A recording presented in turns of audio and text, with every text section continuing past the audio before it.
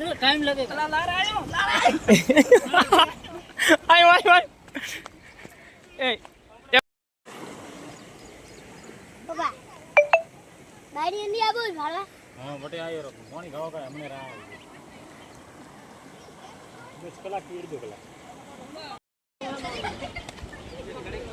ए छोटो ये लिए अरे वाह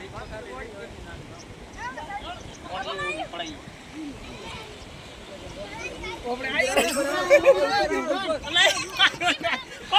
નદી વહે છે એનું નામ રેલ નદી છે. ધાનેરાથી અહીંયા સુધી વહે છે અને અહીંયાથી ખરા થઈ, રાહ થઈ, લખાપુરા થઈ, કમાળી થઈ, ભૂરિયા થઈ, દૂધવા થઈ અને ઢીમા સુધી પહોંચે છે.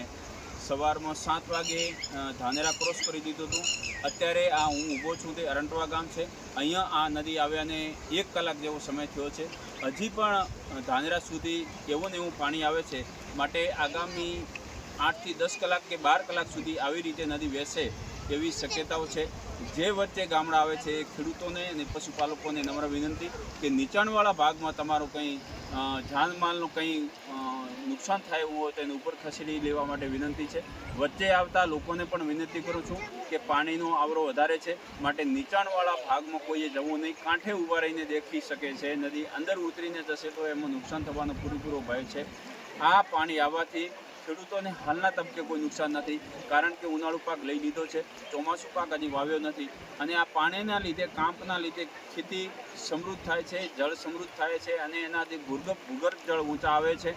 ખેતરમાં કાંપ પણ પથરાય છે. હાલના તબક્કે ખેડૂતોને કોઈ નુકસાન નથી, પણ સરકારી જે જાહેરાત આવી છે એ પ્રમાણે નદીના જે નીચાણવાળા ભાગમાં છે ન જવા માટે આપ સૌને વિનંતી કરવામાં આવે છે અને આગામી સમયમાં 12 કલાક સુધી નદી આવી રીતે વહેશે એવી પણ શક્યતાઓ રહેલી છે.